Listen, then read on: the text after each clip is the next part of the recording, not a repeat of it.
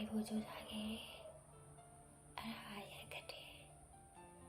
ငါတကယ်ပဲမိကိုတစ်စက်ကလေးရအောင်မမေးလို့တော့အချိန်ကငါတို့နှစ်ယောက်ချစ်သူတွေပါတကယ်ကိုချစ်ခဲ့ရမင်းရဲ့ရည်တန်တွေကငါမနေခဲ့ရဲ့အလားပါဆုံးတန်နေနေဖြစ်ခဲ့ရမင်းရဲ့ပုံရိပ်တွေကလည်းငါရဲ့ဘက်တွေအထိဆုံးမခဲ့ရငါပြောရှင်းခဲ့ရရဲ့ဒါရတဲ့ချိန်ကပါအခုလက်ဒီပေါ်မှာတော့မနေခဲ့ရအောင်လားပြေကငါဘာကချက်ခဲ့သွားတယ်လေအဲ့ဒါတွေအားလုံးကစားအောင်ကြည့်တော့ငါလုံးစိတ်ခဲ့ပြီးသားစာမျက်နှာတွေလိုဖြစ်သွားပြီ။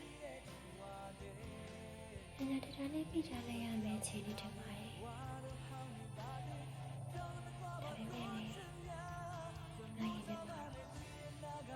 မိအောင်ပြန်မဖြစ်ရှိနေစေပါ။ရှိပြီလားဆိုတော့မမေဒီတော့ချက်ချင်တယ်သာ